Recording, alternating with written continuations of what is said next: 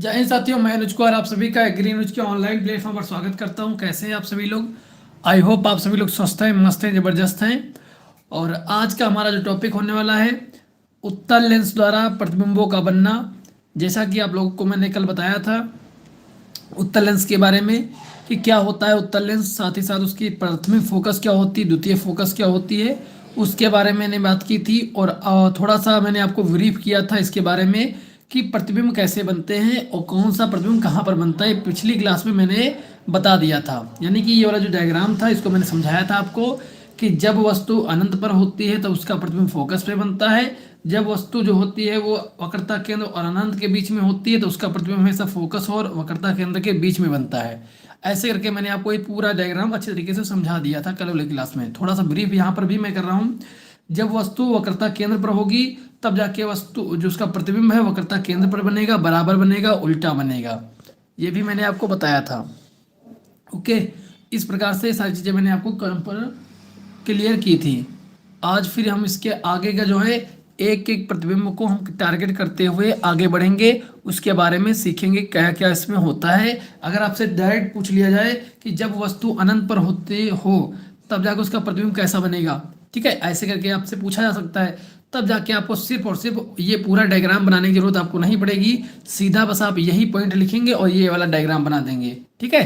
तो इसको भी जानना जरूरी होता है, कैसे कैसे आपको इसे तैयार करना है, ठीक है। आप समझो यहाँ पर क्या है। आप समझने वाली बात आपको यहाँ पर ये हो जाएगी भैया कि जब वस्तु अनंत पर हो, जब वस्तु अनंत पर हो तब क्या करेंगे। जब वस्तु अनंत पर होगी तब उसकी प्रकृति कैसी होगी, वास्तविक होगी। ये मैंने आपको पहले ही बता दिया था उस डायग्राम से। तो जब वस्तु अनंत पर होगी तो उसकी प्रकृति कैसे होगी, वास्तविक बनेगा। दूसरी चीज क्या होगी, उसकी स्थिति क्या होगी, स्थिति यानी कहाँ पर बनेगा, तो फोकस पे बनेगा, ठीक है। अब इन्हीं लाइनों को जैसे पॉइंट लिखे हैं इनको अगर बड़ा लिखना चाहोगे तो ऐसे लिख सकते हो, जब वस्तु अनंत पर होती है तब जाके उसका प्रतिबिंब फोकस पे बनता है। इस प्रकार से उसको लंबा खींच सकते हो, ठीक है। तो ये लेकिन आपको याद करने के लिए पूरा नहीं याद करना है, आपको सिर्फ इतना याद रखना फोकस पर, सिंपल, ठीक है। तो याद थोड़ा किया जाता है, मतलब लिखा शॉर्ट फॉर्म में जाता है ताकि आपको याद जल्दी हो, ठीक है। और लिखने के टाइम पर उसको कैसे हम अपने शब्दों में वाक्य बना दे पूरा, वो आपको करना है, ठीक है। ये चीज आपको सीखनी है, ये आपको करना है, ठीक है। इसीलिए आपको सिर्फ यहाँ पर कुमकुम सोनी जी गुड मॉर्निंग, और आपको सिर्फ इतना याद रखना है यहाँ पर कि उसका आकार कैसा है, तो बिंदु के आकार का होता है, ठीक है। बस ये 3 पॉइंट आपको याद रखने हैं, सिर्फ 3 पॉइंट आपको अच्छी तरीके से, तीनों पॉइंट आपको अच्छी तरीके से याद रखने हैं, ठीक है। ये 3 पॉइंट आपको अच्छी तरीके से याद रखने हैं। चलिए आगे देखते हैं इसका डायग्राम। अब इसका डायग्राम आप यहाँ पर देख सकते हैं। यहाँ पर डायग्राम आप देखेंगे, ये हमारा उत्तल लेंस है। क्या है, उत्तल लेंस है। ये हमारा वक्रता केंद्र है, ये हमारी फोकस दूरी है, प्राथमिक फोकस दूरी कह सकते हो, ये द्वितीय फोकस दूरी, ये हमारा द्वितीय वक्रता केंद्र, ठीक है। अब इसमें कोई वस्तु यहाँ से चलती है अनंत से, कोई किरण जो है अनंत से चलती है। ये हमारी यहाँ पर कोई वस्तु रखी है और यहाँ से उससे किरण निकली है, वो किरण आते हुए समानांतर आते हुए लेंस से अपवर्तित होने के पश्चात वो कहाँ जा रही है, फोकस से निकल जा रही है। कहाँ से, फोकस से निकल जा रही है। तो इसका प्रतिबिंब कहाँ पर बनना है, तो फोकस पर इसका प्रतिबिंब बनना है। किस पे, फोकस पर। वस्तु अनंत पर है और उसकी प्रतिबिंब कहाँ बनना है, फोकस पर, ठीक है। बिंदु के आकार का होता है, वास्तविक होता है, ठीक है। वास्तविक बनेगा बिंदु के आकार पर और फोकस पे बनेगा। तो ये डायग्राम आपको बनाना है, ठीक है। ये डायग्राम जैसा बना हुआ है इसी प्रकार से डायग्राम आपको बनाना है। मैं इसको डायग्राम को अगर ड्रॉ करूंगा यहाँ पर तो काफ़ी ज़्यादा लंबा हो जाएगा, अलग पेज पर अगर ड्रॉ करूँ, ठीक है, जैसा आप बताएं। वरना मैं अलग से भी ड्रॉ करके भी आपको समझा सकता हूँ, लेकिन आपको ऐसा बना हुआ है, ऐसे आप बना लोगे, सिंपल है, ज़्यादा कुछ इसमें है नहीं, ठीक है।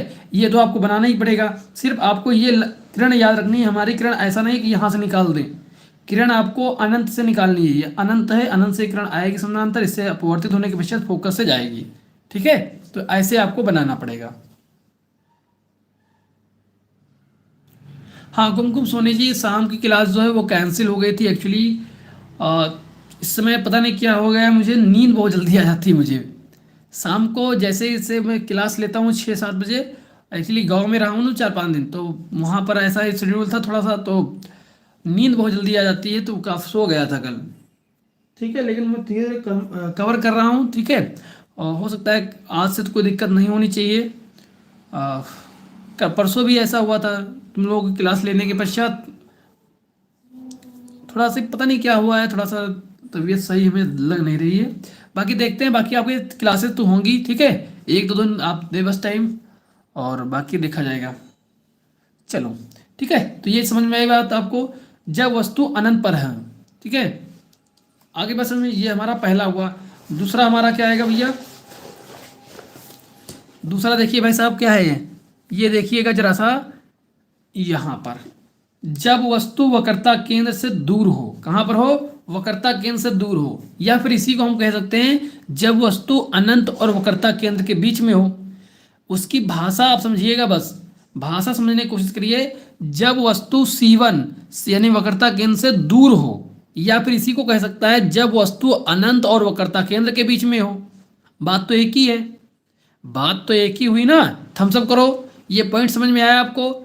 अगर यहाँ पर वो लिखकर दूसरा दे दे कि जब वस्तु वक्रता केंद्र और फोकस के बीच में हो, तब भी आप कंफ्यूज नहीं होगे, तब भी आपको पता चल जाएगा कि उस कहने का मतलब उसका क्या है कि वक्रता केंद्र से दूर हो, तो वक्रता केंद्र से ये दूर है। ठीक है, अब देखो, अब यहाँ से कोई किरण निकलेगी, ये वस्तु है, यहाँ से एक किरण निकलेगी बिल्कुल सीधी, एक किरण निकलेगी बिल्कुल सीधी, और यहाँ से टकराने के पश्चात वो फोकस से निकल आएगी, फोकस से निकल आएगी। और दूसरी किरण निकलेगी यहीं से, यहाँ से निकलेगी, और वो जो है प्रकाशिक केंद्र से होते हुए नीचे जाएगी। ठीक है, जब ये जाएगी तो आप देखो ये दोनों कहाँ पर क्रॉस कर रही हैं, ये दोनों किरणें कहाँ पर क्रॉस कर रही हैं? इस बिंदु पर क्रॉस कर रही हैं, इस बिंदु पर। ठीक है, इस बिंदु पर क्रॉस कर रही हैं, तो हम कह सकते हैं कि भैया जो इसका प्रतिबिंब बनेगा वो फोकस और वक्रता केंद्र के बीच में बनेगा। ठीक है, तो इसके बीच में, इस बिंदु से इस बिंदु के बीच में हमारा क्या बनना है? प्रतिबिंब। ग्रीन कलर का जो दिख रहा है ये प्रतिबिंब है। ठीक है, तो ये प्रतिबिंब हमारा यहाँ पर बन रहा है, तो ये हम कह सकते हैं। और ये कैसा होगा? तो बस आपको इसको देखना है, इसमें देखना भैया क्या है, ये उल्टा है। पहली बात तो क्या है, इसका आकार कैसा होगा? आकार इसका वस्तु के बराबर कह सकते हो प्रकार से, वस्तु के बराबर नहीं होगा, छोटा होगा, वस्तु से छोटा होगा। ठीक है, वस्तु से छोटा होगा, साथ ही साथ उल्टा होगा। कैसा? उल्टा, उल्टा होगा और वास्तविक होगा, उल्टा वास्तविक होगा। और स्थिति क्या होगी? F2 और C2 के बीच में है, यही इसकी स्थिति। ये 3 पॉइंट ही सिर्फ आपको लिखने होते हैं। जैसा आप देख सकते हैं यहाँ पर प्रकृति कैसी? वास्तविक, उल्टा है, आकार वस्तु के बराबर नहीं होता यानी कि छोटा होता है, स्थिति इसकी F2 और C2 के बीच में इसकी स्थिति होती है। बस 3 पॉइंट आपको याद रखने हैं, और तीनों पॉइंट को ऐसे ही लिखना है। आप ऐसे ही लिखोगे, आपका एग्जामिनर जो होगा कोई भी आपका नंबर नहीं काटेगा, क्योंकि इससे बिल्कुल क्लियर कट उसे पता चल रहा है कि बच्चा क्या लिखा है। और जब आप उसमें लाइन बाई लाइन पूरा लिख देते हो थ्योरी कि जब वस्तु यहाँ पर होती वहाँ पर होती है, तो पूरा लंबा लेंदी हो जाता है, वो पढ़ेगा नहीं एग्जामिनर। वो ऐसे वो पढ़ भी लेगा, ऐसे वो पढ़ भी लेगा। जब तुम्हें आ ही ना रहा हो तब उसको लेंदी में लिखो, कोई दिक्कत नहीं, उसको मतलब बढ़ा चढ़ा के लिखो फिर क्योंकि उससे पढ़ना नहीं है फिर। ठीक है, और ऐसे जब लिखोगे तो आप चाहते हो कि आपका वो आंसर पढ़े। ऐसे लिखने का मतलब है कि आप खुद चाहते हो कि हमारा जो लिखा हुआ है ये पढ़े एग्जामिनर, तो इसलिए आपको ऐसे लिखना है ताकि उसको कम शब्दों में बिल्कुल स्पष्ट दिख जाए क्या कहना चाह रहे हो आप तुम। ठीक है, चलो नेक्स्ट देखो, नेक्स्ट प्रश्न क्या है? जब वस्तु 2F1 या फिर F2 कह लो। ठीक है, जब वस्तु F1 पर हो, जब वस्तु F1 पर हो, नहीं ये होगा जब यहाँ पर सही करिएगा, थोड़ा सा करेक्शन यहाँ पर होगा। इसको हम कह सकते हैं C1।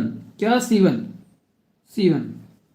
ठीक है, जब वस्तु C1 पर हो, जब वस्तु C1 पर हो। ठीक है, जब कोई वस्तु C1 पर होती है, C1 यानी वक्रता केंद्र पर होती है, तब उसका प्रतिबिंब कैसा बनेगा? तो इस डायग्राम से आप समझिएगा, थोड़ा सा इस डायग्राम से आपको समझना है कि जब वस्तु C1 पर होती है यानी वक्रता केंद्र पर होती है, तब उसका जो प्रतिबिंब बनेगा वो हमेशा वक्रता केंद्र पर ही बनेगा। यहाँ पर देखिए वक्रता केंद्र पर ही बनना है। ठीक है, यहाँ से किरण आई एक, फोकस से कोई भी किरण आएगी फोकस से होकर जाएगी, तो आपको पता ही है फोकस से होकर ही जाएगी, दूसरी किरण जो है प्रकाशिक केंद्र से जाएगी तो यहाँ पर ये दोनों आपस में क्रॉस करेंगे, जहां पर क्रॉस करेंगे वही इसका क्या बनेगा, प्रतिबिंब बनेगा, वही इसका प्रतिबिंब बनेगा। तो यहाँ पर देखो ये C2 पर बन रही है, C1 पर रखी हुई है। वक्रता केंद्र पर रखी हुई वस्तु दूसरे वक्रता केंद्र पर बनती है। ठीक है, वह जितनी बड़ी वस्तु होगी उतना ही बड़ा प्रतिबिंब होगा, दोनों बराबर होंगे। सबसे इंपॉर्टेंट चीज इसमें ये कहा जाती है, इंपॉर्टेंट है ये कुछ ज्यादा, क्योंकि इसमें छोटा बड़ा नहीं, बिल्कुल बराबर आकार का बनता है प्रतिबिंब। प्रतिबिंब का आकार कैसा होगा, वस्तु के बराबर होता है, प्रकृति वास्तविक होता है, उल्टा होता है। ठीक है, स्थिति इसकी C2 पर होती है, C2 इसकी स्थिति होती है बस। ठीक है, चलो नेक्स्ट देखो, नेक्स्ट क्या है। नेक्स्ट भैया क्या कह रहा है, जब वस्तु C1 यानी कि वक्रता केंद्र प्लस F1 यानी फोकस के बीच हो, जब वक्रता केंद्र और फोकस के बीच में हो तब क्या होगा, तब इसकी प्रकृति कैसी आएगी, ये आपको याद रखना है। इसकी प्रकृति होगी भैया वास्तविक और उल्टा होगी, जैसा कि आप यहाँ पर डायग्राम में देख पा रहे होंगे। डायग्राम आप देखें तो ये हमारा C1 वक्रता केंद्र, ये फोकस, इनके बीचों बीच में रखी हुई हमारी वस्तु है। तो इस वस्तु से एक किरण हमारी ऐसे निकल रही समानांतर, जो कि लेंस से अपवर्तित होने के पश्चात फोकस से आती हुई सीधा यहाँ पर निकल जाती है, और दूसरी किरण जो होती है इस वस्तु से आती प्रकाशिक केंद्र जो होता है लेंस का, उससे आती हुई यहाँ पर एक दूसरे को प्रच्छेदित करती है या फिर काटती है। जहाँ पर काटती है वहीं पर इसका एक प्रतिबिंब बन जाता है। जो प्रतिबिंब कहाँ बनेगा, जब वस्तु वक्रता केंद्र और फोकस के बीच में रखी होती है तब उसका प्रतिबिंब वक्रता केंद्र और अनंत के बीच में बनता है। ठीक है, या फिर हम कह सकते हैं C2 से दूर बनता है, या फिर वक्रता केंद्र से दूर बनता है, ये भी हम कह सकते हैं। तो दोनों तरीके से आपसे क्वेश्चन आ सकता है। ठीक है, या तो कह ले या वक्रता केंद्र अनंत के बीच में है, या फिर C2 से दूर बनता है। C2 पर तो पहले बन चुका था। ठीक है, थम्स अप करते रहना बीच बीच में। तो ये चीज समझ में आई। आकार क्या है, वस्तु से बड़ा। अब क्या होगा, जब देखो, जब तक वक्रता केंद्र पर नहीं बना था तब तक सभी छोटे बन रहे थे। जैसे ही वक्रता केंद्र से आगे बनना स्टार्ट होंगे प्रतिबिंब, वैसे वैसे जो है उनका आकार बढ़ता जाएगा, आकार बढ़ता जाएगा। अब जो प्रतिबिंब बनेगा वो वस्तु से बड़ा बनेगा। क्या, वस्तु से बड़ा बनेगा। ठीक है, ये भी थोड़ा सा आपको याद रखना है कि जब हमारा प्रतिबिंब वक्रता केंद्र पर बन जाता है बराबर, उसके बाद धीरे धीरे बढ़ने प्रतिबिंब स्टार्ट हो जाते हैं, और वक्रता केंद्र से पहले वाले सभी छोटे होते जाते हैं। ठीक है, चलो नेक्स्ट है भैया, जब वस्तु को फोकस पर हो, जब वस्तु फोकस पर हो तब क्या होगा, जब वस्तु फोकस पर रखी हो तब हम क्या करेंगे, जब वस्तु फोकस पर हो तो हम क्या कर सकते हैं। तो यहाँ पर देखना ध्यान से, ध्यान पूर्वक इसे देखना है आपको, ध्यान से इसको अच्छी तरीके से ऑब्जर्व करना है। जब वस्तु फोकस पर हो, ठीक है, जब वस्तु फोकस पर हो, वस्तु आप देख पा रहे हैं F1 कहाँ पर है, ये फोकस पर रखी हुई है। जब वस्तु F1 यानी फोकस पर हो तब जाके उसका प्रतिबिंब कहाँ बनेगा। तो आप यहाँ से ध्यान से देखिए, ये किरण फोकस से गई सीधा, एक दूसरी किरण गई प्रकाशिक केंद्र से। अब ये लगातार बढ़ती हुई जा रही है, ये लगातार बढ़ती हुई ही जा रही है, ये आपस में कहीं क्रॉस नहीं हुई है, कहीं पर आपस में क्रॉस नहीं हो रही है। अब पता नहीं, अब इतनी बड़ी लाइन तो मैं खींच नहीं सकता कहाँ तक जाएंगी। ठीक है, इसलिए इसको हम क्या बोलते हैं, जब वस्तु अनंत पर होती, जब वस्तु फोकस पर होती है तब उसका प्रतिबिंब अनंत पे बनता है। किस पे, अनंत पर बनता है। अब मुझे नहीं पता है भाई ये कहाँ पर क्रॉस करेंगे आपस में जहाँ प्रतिबिंब बने, तो हम लोग मानते हैं अनंत पर बनता है। ठीक है, अनंत जिसका कोई अंत ना हो। ओके, आगे बात समझ में। तो ये टोटल आपके कवर होते हैं कितने, फोकस क्या, वस्तु फोकस पर जब होती है। अब इसकी प्रकृति देख लो पहले क्या है। इसकी प्रकृति आप बता सकते हो वास्तविक है, उल्टा है, ये तो आप बता सकते हो। आकार वस्तु से बहुत बड़ा होगा, क्या, बहुत ही बड़ा होगा, वस्तु से बहुत बड़ा इसका आकार होगा। स्थिति क्या होगी, अनंत पर बनेगा। कहाँ पर, अनंत पर। सिर्फ ये 3 पॉइंट आपको याद रखना है, एक तो प्रकृति, आकार, स्थिति। ठीक है, ये 3 पॉइंट अगर आपको याद है हर एक उसमें, तो आपको समस्या परेशानी नहीं होगी। नेक्स्ट देखो, नेक्स्ट भैया देखो यहाँ पर ये थोड़ा सा हटके है। क्या है, ये थोड़ा सा हटके है, इसके लिए इसको इंपॉर्टेंट से समझना। जब वस्तु F1 यानी कि फोकस व प्रकाशिक केंद्र के बीचों बीच रखी हो। बीचों बीच मतलब कहने का इसका क्या है, इसका कहने का मतलब आप समझ पा रहे होंगे, ये हमारा प्रकाशिक केंद्र होता है, ये हमारा F1 है। अब प्रकाशिक केंद्र, ठीक है, और F1 के बीच में हमारी क्या रखी है, ये वस्तु ग्रीन कलर की जो दिख रही है, ये हमारी वस्तु रखी है, ये वस्तु रखी हुई है। अब इसका जो प्रतिबिंब बनता है वो हमारा कैसे बनेगा। अब ये किरण कैसे जा रही है, ये तो किरण भाई इस तरफ जा रही है, ये किरण यहाँ से प्रकाशिक केंद्र से होकर जा रही है, ये लगातार कंटिन्यू आगे जाएंगे। लेकिन हम यहाँ पर अगर इनको आपस में पीछे की तरफ मिलाएं, इसको हम आगे पीछे की तरफ अगर ऐसे आती हुई प्रतीत करें, ठीक है, यहाँ पर ये डॉट डॉट का मतलब है कि आती हुई प्रतीत होती हैं, कि इनको बढ़ाया जाए तो किसी बिंदु पर मिल नहीं, इस बिंदु पर, किस बिंदु पर, इस बिंदु पर ये मिल जाती हैं, इस बिंदु पर ये मिल जाती हैं, ठीक है, इस बिंदु पर ये मिल जाती हैं।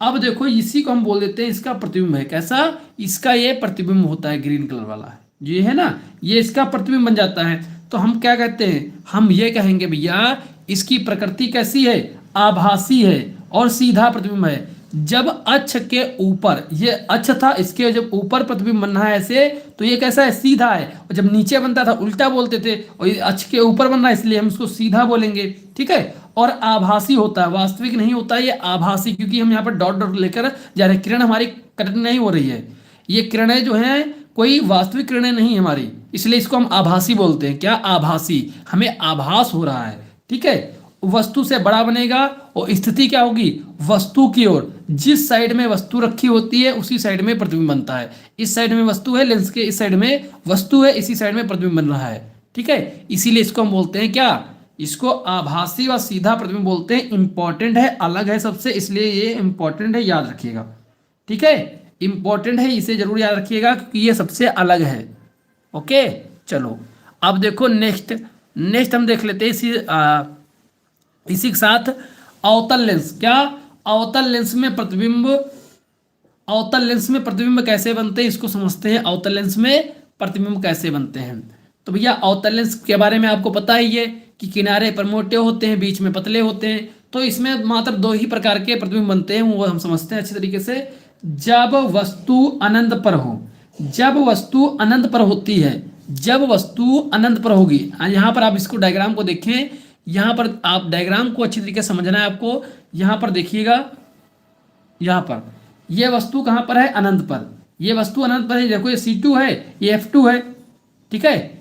आपको पता है ना, मैंने सबसे पहले ही आपको बताया था कि जब प्राथमिक फोकस और द्वितीय फोकस के बारे में, तभी मैंने आपको बताया था इस साइड में F2, इस साइड में C2 होते हैं, यहाँ पर F1, यहाँ पर F2 होते हैं अवतल लेंस में, अवतल लेंस में, ये मैंने आपको पहले ही बता दिया था। अब यहाँ पर देखो ये किरण कोई अंत से, यानी कि जो वस्तु जब अनंत पर है, अनंत से कोई किरण आ रही है ऐसे, ये आने के पश्चात जो है लेंस से अपवर्तित हो जाती है। इसी प्रकार से यहाँ से कोई किरण आई है, लेंस से होकर अपवर्तित हो गई है, हो गई।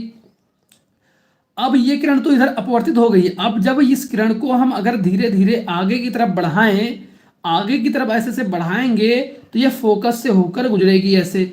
अब इस किरण को अगर हम इधर बढ़ाएं पीछे की तरफ, तो ये हमें यहाँ पर फोकस पर आती हुई एक दूसरे को काटती हुई प्रतीत होती हैं। क्या होती हैं, प्रतीत होती हैं। मैं फिर से बोला हूँ, प्रतीत होती हैं, ना कि वास्तविक हैं। ये कोई वास्तविक नहीं, जो डॉट डॉट वाली हैं ये वास्तविक नहीं, ये मिलाया गया है, इसको मिलाया गया है कि देखा जाए कि हाँ यहाँ कहाँ पर क्रॉस कर रही हैं, तो ये फोकस पर क्रॉस करती हैं, F2 पर क्रॉस करती हैं।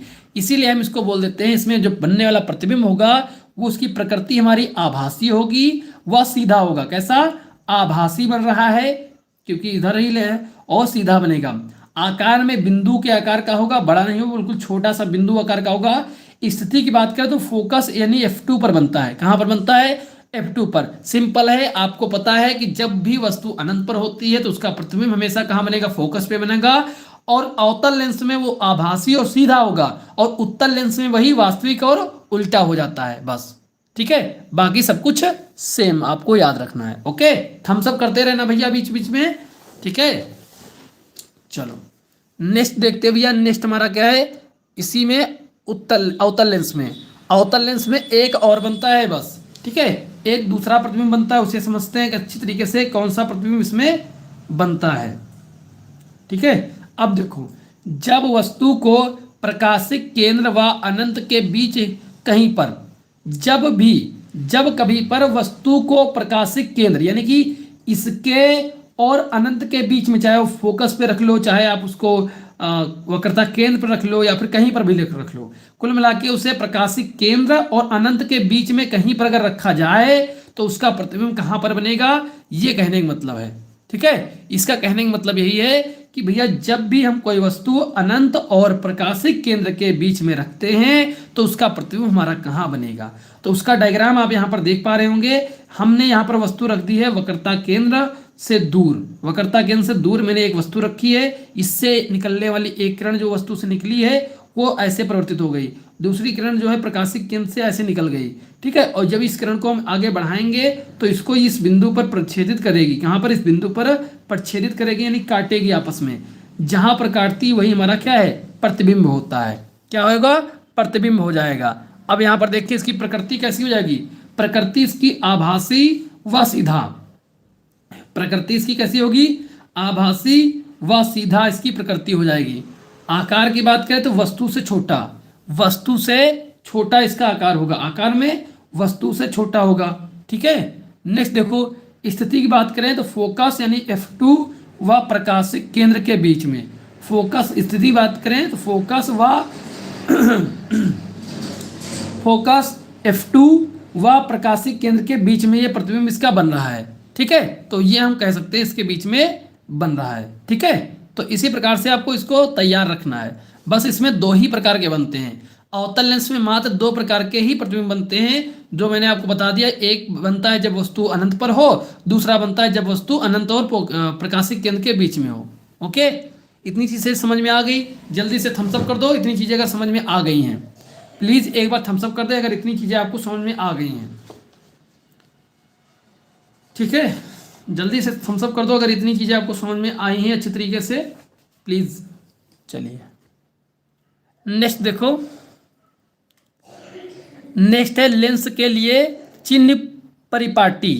ठीक है, लेंसों के लिए चिन्ह परिपाटी को समझते हैं हम लोग, कई बार समझ चुके हैं तो आपको आसानी होगी। ठीक है, क्योंकि आपने दर्पण वाला पढ़ा है उसमें भी मैंने इसको बताया था। तो यहाँ पर समझिएगा चिन्ह परिपाटी क्या है, इसको एक डायग्राम से हम समझते हैं। देखो ये हमारा लेंस है, क्या उत्तल लेंस है, कौन सा, उत्तल लेंस है। अब इसमें देखो जब भी हम अगर कोई दूरी ऊपर की तरफ नापेंगे, जब भी कोई हम दूरी जब ऊपर की तरफ नापेंगे इस तरफ, यानी कि अक्ष से ऊपर की तरफ नापेंगे हमेशा धनात्मक आएगी।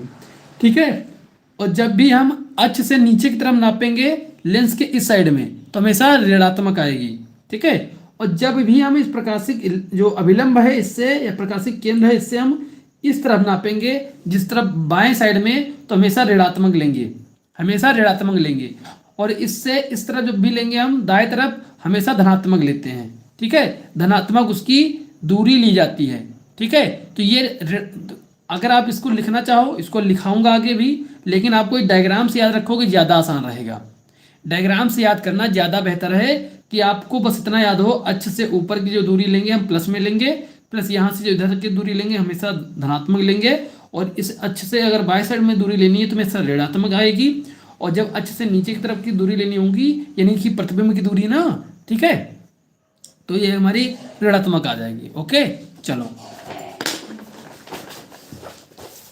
अब यहाँ पर देखो मैंने यहाँ पर सब कुछ लिख दिया है पहले से ही।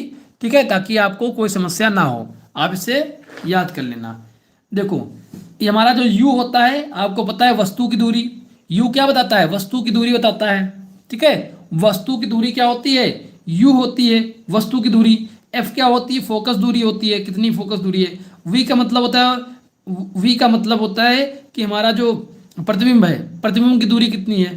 ठीक है, प्रतिबिंब की दूरी हम किससे डिनोट करते हैं, v से डिनोट करते हैं। ठीक है, तो ये हमें आपको पता है v u का है, f क्या है, v क्या है। ये चीज़ें आपको क्लियर हुई, इसका मतलब क्लियर हो गया क्या होती हैं। आप समझो हमेशा जब उत्तल लेंस होता है, जो उत्तल लेंस होगा उत्तल लेंस में हम क्या करेंगे, उत्तल लेंस में हम लोग करते हैं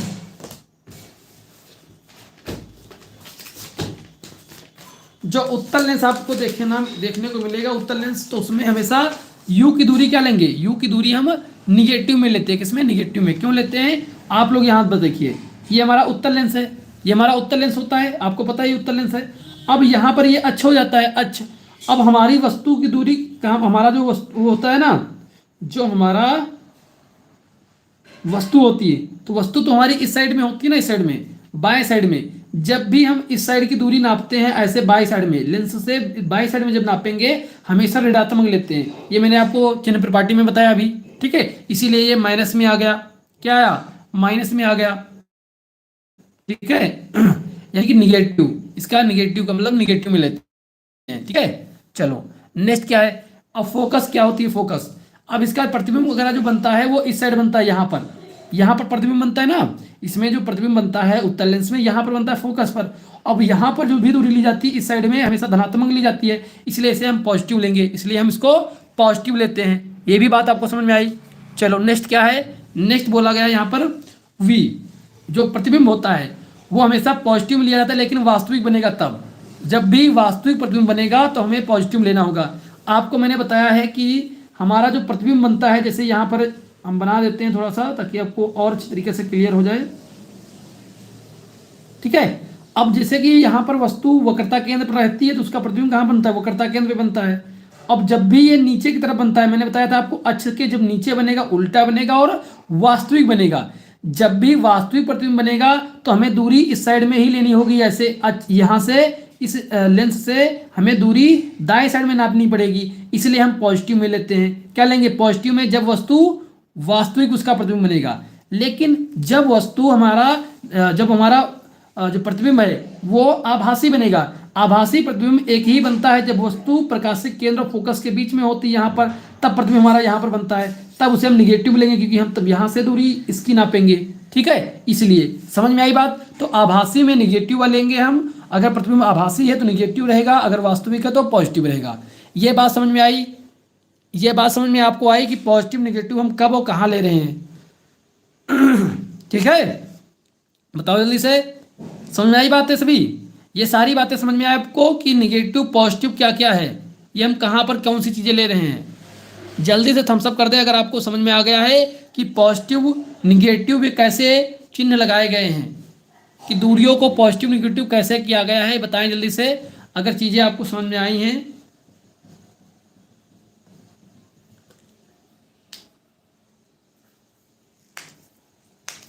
जल्दी से सभी लोग बता दें।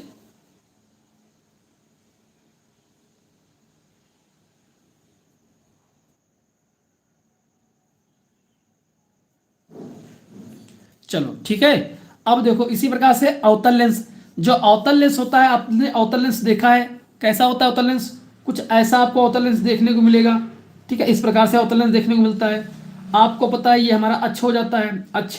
अब इसमें अक्ष में देखोगे तो हमारा जो है वस्तु कहाँ रहेगी, वस्तु इस साइड रहेगी, वस्तु हमारी बाई साइड ही रहती है।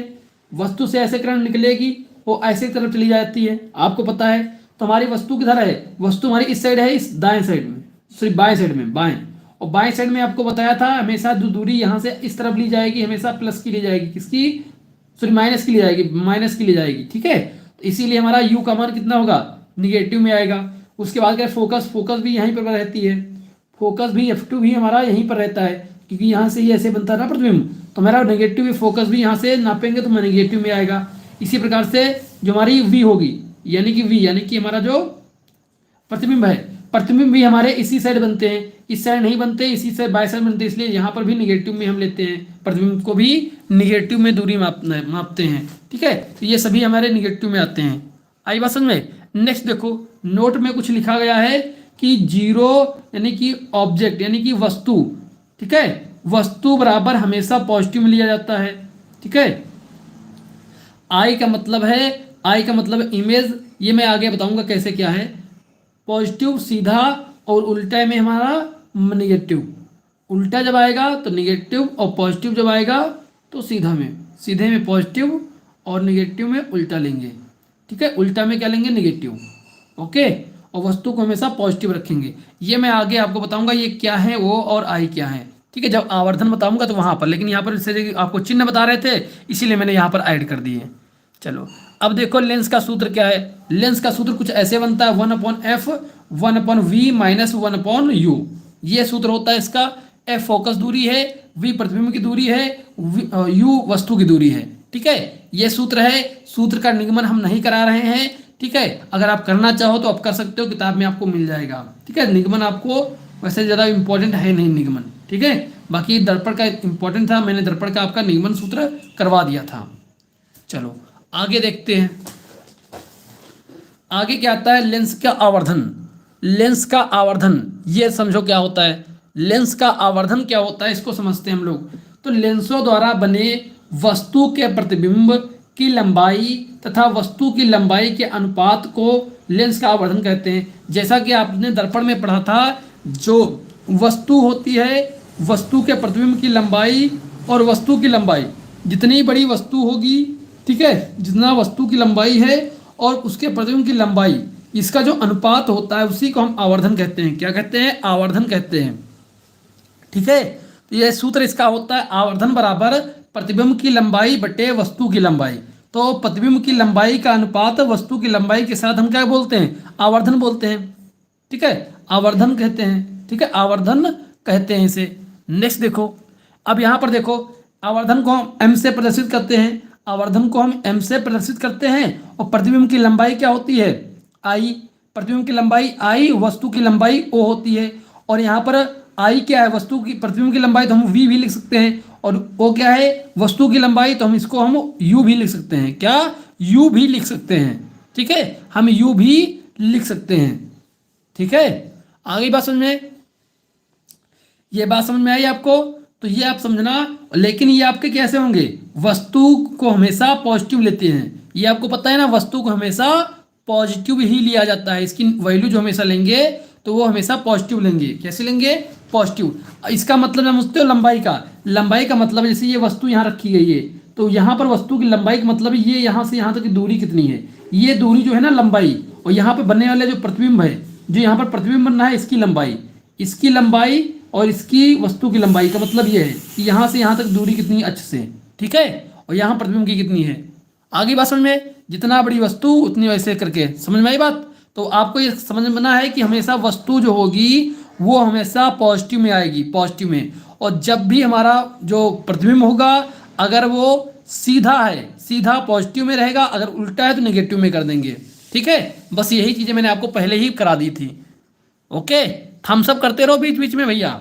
चलो नेक्स्ट देखो, या दोनों लेंसों के प्रयुक्त किया जाता है। ये दोनों लेंसों के प्रयुक्त किया जाता है, इसका कोई मात्रक नहीं होता। इंपॉर्टेंट ध्यान रखना, इंपॉर्टेंट क्या है भैया, इसका कोई मात्रक नहीं होता है। इसका कोई भी मात्रक नहीं है, इसका कोई भी मात्रक नहीं होता है, ये आपको याद रखना है। आवर्धन का कोई भी मात्रक नहीं होता है। ठीक है, आवर्धन का कोई सा भी मात्रक नहीं पाया जाता है। इसको ऐसी चीज आपको याद ही रखना है। ओके, नेक्स्ट देखो, इसमें क्या है, बीच बीच में थम्स अप करते रहो। कुमकुम सोनी, विजयधारी कर्ण, जल्दी से करो, कमेंट करो जल्दी से। समझ में आई बात यहाँ तक? यहाँ तक कोई दिक्कत परेशानी तो नहीं है आपको? चलो बढ़िया है, क्योंकि पूरा चैप्टर में थोड़ा सा बचा है, इसको हम आज ही कवर कर लेते हैं और आपका पूरा लेंस कवर हो जाएगा और कल हम नया चैप्टर स्टार्ट कर देंगे। ठीक है, कुल मिला के आपका इस नवंबर माह में सिलेबस आपका कवर होना चाहिए, और हो जाएगा। इस संडे को भी हम क्लास रखेंगे 2-2.5 घंटे की, ताकि आपका जल्द से जल्द आपका सिलेबस कवर हो जाए और दिसंबर से हम लोग कॉपी लिखना स्टार्ट करें। क्योंकि उस समय फिर आपकी जब कॉपी लिखाना स्टार्ट करेंगे तो मुझे समय नहीं मिलेगा। अगर आपकी क्लासें रहेंगी तो आपकी क्लास कॉपी हम चेक नहीं कर पाएंगे सही से, इसीलिए। तो आप लोग भी नोट्स बनाते रहें लगातार। चलो चलो ठीक है, अब देखो यहाँ पर ये इंपॉर्टेंट ज़्यादा नहीं है आपका, लेकिन ये मैंने यहाँ पर लिख दिया है नोट में कि जब भी हमारा आई बढ़ ज़्यादा होगा, जब आई ज़्यादा होगा ऑब्जेक्ट से, तब हमारा जो आवर्धन की वैल्यू निकल आएगी वो 1 से ज़्यादा आएगी, 1 से ज़्यादा आएगी। ठीक है, यानी कि आवर्धन की वैल्यू हमेशा 1 से ज़्यादा आएगी जब वस्तु की लंबाई ज़्यादा होगी, सॉरी प्रतिबिंब की लंबाई ज़्यादा होगी।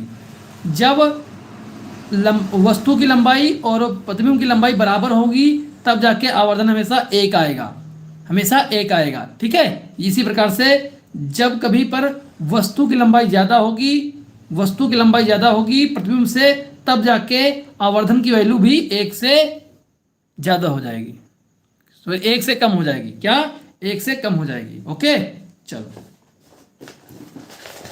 नेक्स्ट आता है भैया लेंस की क्षमता। नेक्स्ट टॉपिक आता है इसी में लेंस की क्षमता। नेक्स्ट एक टॉपिक आता है इसी से जुड़ा हुआ टॉपिक है लेंस की क्षमता। तो लेंस की क्षमता को समझते हैं क्या होता है। लेंस की क्षमता को हम समझते हैं क्या होगा।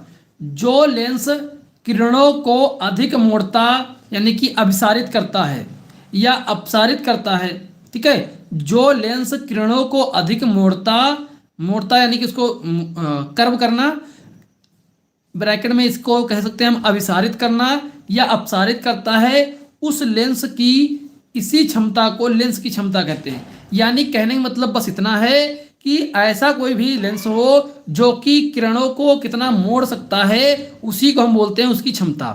ठीक है, कोई भी लेंस जो कि किरणों को कितना मोड़ सकता है, कितने परसेंट तक मोड़ सकता है, कितना कर्व दे सकता है, उसी को हम बोलते हैं लेंस की क्षमता। ठीक है, तो ये चीज समझ में आई आपको कि भैया किरणों को मोड़ने की क्षमता को हम लेंस की क्षमता कहते हैं। आप एक लाइन में क्या सकते हो कि भैया लेंस किरणों को मोड़ने की क्षमता को ही हम लेंस की क्षमता कहते हैं। सिंपल, कोई दिक्कत नहीं इसमें। इसे हम पी से लिख सकते हैं, किससे, इसे हम पी से प्रदर्शित करते हैं। ठीक है, लेंस की क्षमता को हम पी से प्रदर्शित करते हैं। और इंपॉर्टेंट पॉइंट इसमें आपको याद रखना है, इसका मात्रक डायोप्टर होता है जिसे हम डी से डिनोट करते हैं। इसका जो मात्रक होता है वो डायोप्टर होता है जिसे हम डी से डिनोट करते हैं। इंपॉर्टेंट है, याद रखना। ठीक है, नेक्स्ट देखो इसका सूत्र क्या बनेगा। इसका सूत्र बन जाएगा लेंस की क्षमता यानी कि P बराबर 1/f मीटर। ठीक है, मीटर। ध्यान रखना फोकस दूरी जो होती है वो मीटर में होनी चाहिए, तब हम फार्मूला ये लगा देंगे। ठीक है, तब हम फार्मूला ये लगाएंगे P बराबर 1/f मीटर। ठीक है, और फोकस दूरी हमेशा मीटर में होनी चाहिए, तब हम ये फार्मूला लगाएंगे 1/f। अगर आपको फोकस दूरी मीटर में नहीं दी गई है, सेंटीमीटर में दी गई है, तब आप क्या कर सकते हो, तो P बराबर 100/f सेंटीमीटर में। ठीक है, आंसर भी आपका वो सेंटीमीटर में फोकस होनी चाहिए जब फोकस सेंटीमीटर में हो। ठीक है, इसमें ये वाला जो फार्मूला है ये सिर्फ आपको इजी करने के लिए मैंने इसको, वरना आप यहाँ पर भी अगर 100 से भाग कर दोगे तब भी हो जाएगा। आपको दोनों याद करने की जरूरत नहीं है, लेकिन कुछ बच्चे कंफ्यूजन में हो जाते हैं कि हम मीटर को सेंटीमीटर में कैसे चेंज करेंगे। ठीक है, कंफ्यूज हो जाते हैं। तो आप भैया ये फार्मूला याद रखना बस कि जब P बराबर 1/f मीटर में हो, फोकस दूरी अगर मीटर में दी गई है तो इस फार्मूले से आप सॉल्व करें। जब आपको फोकस दूरी सेंटीमीटर में हो तब आप 100/f सेंटीमीटर वाला यूज करें फार्मूला। ठीक है, आपका आंसर आ जाएगा। मात्रक आपको पता ही है, डायोप्टर होता है। नेक्स्ट एक छोटी सी मैं आपको डिफिनीशन बता देता हूं यहाँ पर, जैसा कि फोकस दूरी के व्युत्क्रम को लेंस की क्षमता कहते हैं। फोकस दूरी के व्युत्क्रम आपको पता है, जैसे कि जब कोई चीज़ ऐसे लिख दी जाए तो ये क्या होता है, ये व्युत्क्रम होता है। ठीक है, व्युत्क्रम। तो हम कह सकते हैं लेंस की क्षमता को हम क्या कह सकते हैं, फोकस दूरी के व्युत्क्रम को हम क्या कह सकते हैं, हम कह सकते हैं लेंस की क्षमता। ठीक है, तो ऐसे भी इसको हम लिख सकते हैं। तो ये हमारा क्या हुआ, फोकस दूरी के व्युत्क्रम को लेंस की क्षमता कहा जाता है। ओके, नोट में एक पॉइंट और याद रखना है यहाँ पर, यदि फोकस का मान बढ़ेगा तब लेंस की क्षमता हमेशा कम होगी। जितना फोकस का मान कम होगा उतना ही लेंस की क्षमता अधिक होगी। ठीक है, जब मान बढ़ेगा तो क्षमता कम होती जाएगी। ये भी आपको याद रखना, बाय डिफॉल्ट आपसे क्वेश्चन पूछ ले MCQ में कि जब फोकस दूरी का मान बढ़ेगा तो लेंस की क्षमता पर क्या प्रभाव दिखेगा। ठीक है, तो ये भी आप याद रखना है। ये पूरा चैप्टर आपका लेंस वाला कंप्लीट होता है। बाकी बात रही न्यूमेरिकल की, तो न्यूमेरिकल मैं आपके करवाऊंगा बहुत ही जल्द। आपके न्यूमेरिकल मैं तैयार कर रहा हूं, क्योंकि सारे पेपर जो प्रीवियस ईयर में आए हुए न्यूमेरिकल है वही मैं आपके लोगों के लिए कराऊंगा। तो सब मैं मतलब नोट डाउन कर रहा हूं। ठीक है, तो बहुत ही जल्द आपका उसका न्यूमेरिकल का सोल्यूशन भी आपका हो जाएगा। अब हम नया चैप्टर स्टार्ट करेंगे कल से, क्योंकि हम सोच रहे हैं सबसे पहले आपका फिजिक्स का थोड़ा सा कवर हो जाए मैक्सिमम चीज़ें। ठीक है, तब जाके आगे थोड़ा सा आसानी हो जाएगी। जैसे एग्रोनॉमी वगैरह है उसमें दिक्कत नहीं, वो आराम से कवर होते रहेंगे। ठीक है, और आपका कुल मिला के फिजिक्स और मैथ ये जल्दी से जल्दी हम कवर करना चाहते हैं। ठीक है, तो थोड़ा इस पर फोकस और है।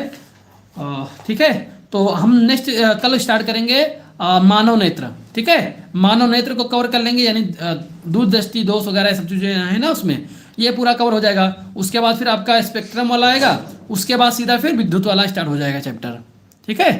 तो इसको हम कवर करेंगे और इस प्रकार से हमारे 10 नंबर 15 नंबर हमारे कवर हो जाएंगे इससे, इस टॉपिक से। शायद 20 नंबर का है, देखना पड़ेगा, ठीक है। हाँ हाँ, खाना बन रहा है, खाना बन रहा है भाई, कुकर की सीटी आ गई है। चलो, ओके, आई बात समझ में। चलो, थैंक यू सो मच सभी का। शाम को जरूर मिलिएगा, शाम को 7 से 8 बजे जो क्लास होगी उसमें जरूर आइएगा सभी लोग।